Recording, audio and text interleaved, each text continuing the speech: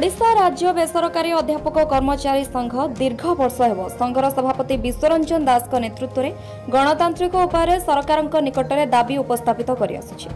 सरकार दाबी पूरण करू नीलगिरी महाविद्यालय में कार्यबंद आंदोलन राज्यर विभिन्न अनुदान प्राप्त और अण अनुदान प्राप्त विद्यालय और महाविद्यालय 2008 रु 2018 मध्य परिचालना कमिटी द्वारा अध्यापक और कर्मचारी नियुक्ति पाई हेले राज्य सरकार एमानंकु सरकारी अनुदान परिसर भुक्त करना। बीजेपी सरकार आसिबा दिन ठारू आज पर्यंत 13 मास मध्य संघ मुख्यमंत्री अभियोग शुणाणी को 12 थर जाई मुख्यमंत्री को प्रत्यक्ष साक्षात करी दाबीपत्र दस्तखत अभियान माध्यम 1.5 लाख साधारण लोकों दस्तखत संबलित दाबीपत्र मुख्यमंत्री को प्रदान करिछि संघ।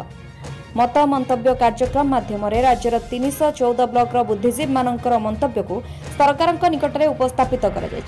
ऑनलाइन जनशुणाणी 30 जिलार जिलापाल सम्मुखें धारणा दि जाइए हेले फल किछि मिलुनी। गत 16/8/25 रे भुवनेश्वर महात्मा गांधी मार्ग में संघ विराट विक्षोभ प्रदर्शन करथिले सुधा विक्षोभ स्थल संघर प्रतिनिधि दल को डाकी मुख्यमंत्री कौन आलोचना कले नहीं। एणु 18/8/2025 निकटू अनिर्दिष्ट काल पर्यंत राज्य सारा महाविद्यालय सम्मुखें कार्यबंद आंदोलन चालू रही। ओडिशा राज्य बेसरकारी अध्यापक कर्मचारी संघर उद्देश्य होची आमर सरकार पाखे एकमात्र दाबी परिचालना कमिटी द्वारा जो नियुक्त होती आमर अध्यापक एवं कर्मचारी 2008 मसीह अद्यावधि से सरकारी अनुदान परिसरभुक्त करने यही गोटे मात्र दाबी आमर। यदि दाबी सरकार न मानती आप कौन पदक्षेप ने सरकार आम जो कार्यबंद आंदोलन जारी रखीचु जदि सरकार कौन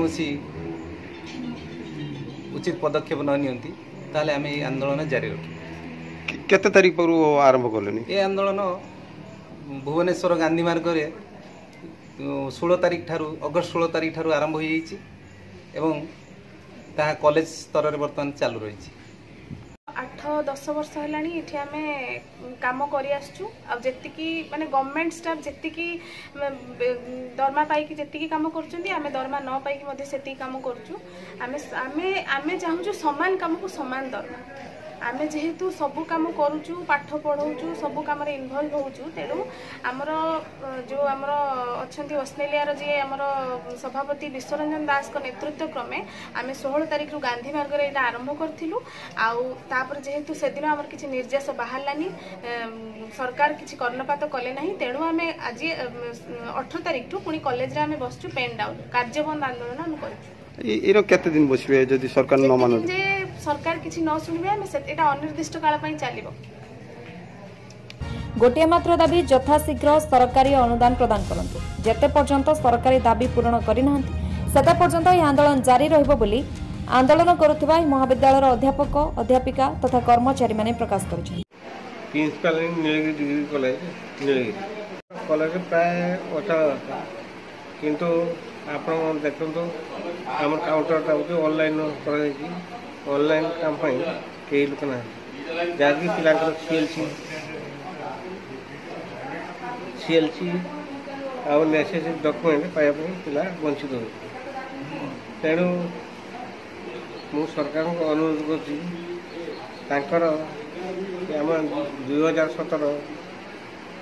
जीआई ऑर्डर जो रिटायर कर फेब्रुआरी किसी पेनसन किसी पाऊना तेणु स्वतंत्र पेनसन ध्यान देले आम कॉलेज नुहे ओडिशार सब कॉलेज कर्मचारी वृंद आ द्वितीयतः जो मैंने धारणा बच्चे से 10 ରୁ 15 वर्ष पर्यंत बेकार कटे स्वल्प मैनेजमेंट दरमा